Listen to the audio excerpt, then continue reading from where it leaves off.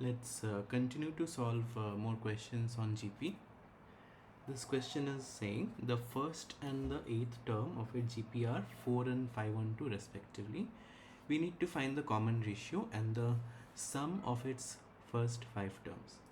So the first term is given as 4. So we can say that A is equal to 4 and the eighth term is 512. A8 is the eighth term and that is 512. That means if I apply the nth term formula, which is an equal to a into r to the power n minus 1. So a8 will be a r to the power 8 minus 1, that is r to the power 7, that is given as 512. So equation 1 was just the first term, a equals to 4, directly given, and the second one is a r to the power 7 equals to 512. So I can easily plug in the value of a equals to 4 to say that 4 into r to the power 7 equals to 512. So that gives me r to the power 7 equals to 512 divided by 4. So this is 256 by 2 and that is 128. So we have r to the power 7 equals to 128. Now 128 we can prime factorize and see what are the prime factors and how can we write 128 as exponent of some number. So if we see 128 divisible by 2 and this is 64. Now 64 again divisible by 2, 32 again by 2, 16, 2, 8 and 8 is 2 into 2 into 2. So we have 1, 2, 3, 4, 5, 6, 7. 128 can be written as 2 to the power 7 and that is same as r to the power 7. Since the exponents are the same, the bases also must be the same. So I can say that the value of r must be equal to 2. Again 7 is an odd exponent, so only one possibility is true, that r value is equal to 2. Now we already know the first term is 4, the common ratio r is equal to 2.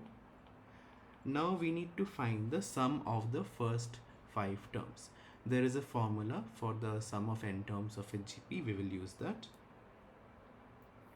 So the sum of n terms of a GP, Sn, is equal to a into r to the power of n minus 1 divided by r minus 1.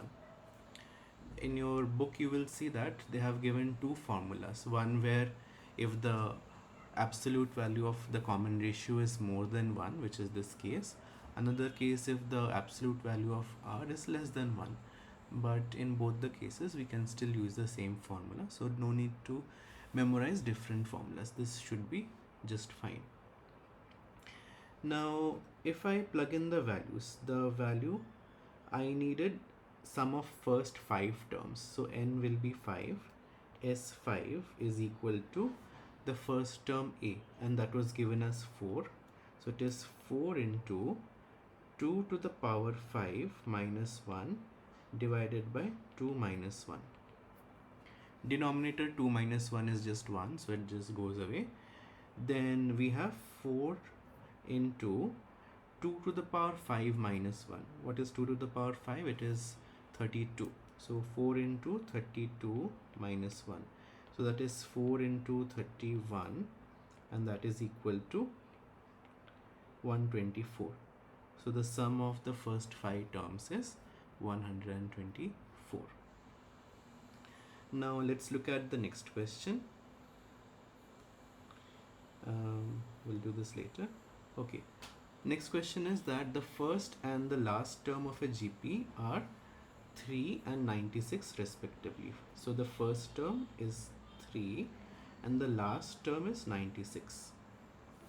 If the common ratio is 2, that means r equals to 2, I have to find the value of n. N is the number of terms of the GP. So the last term is 96. I can say that this is the nth term, an given as 96. And we have to find what is the n exactly. and then later the sum of all the terms, sum of the n terms of the GP. Alright. Now, since I already know the first term and the common ratio, looking at the nth term, I can use the nth term formula, which is a into r to the power n minus 1, that is 96. That means a value is 3. 3 into r is 2. 2 to the power of n minus 1 is 96. I have to find what is the value of n. Okay, fine. Now, if I move the 3, I have 2 to the power n minus 1 equals to 96 by 3. And this is same as 32. Now, if I factorize 32, you will find it is same as 2 to the power 5. So I can say that 2 to the power n minus 1 is equal to 2 to the power 5. Here the bases are the same, so I can equate the exponents. So I can say that n minus 1 must be equal to 5. That means n value is 6. So they were asking the number of terms in the GP n. The number of terms is 6. This is the first part. And then for the second part, they were asking what is the sum of the n terms.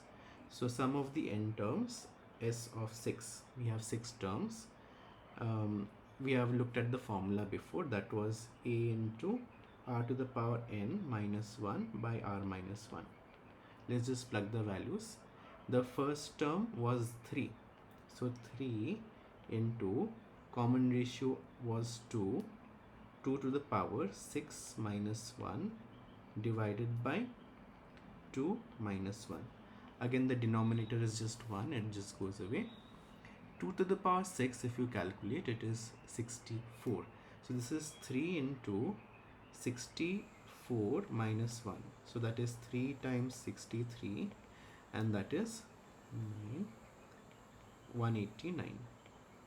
So sum of the n terms or 6 terms is 189.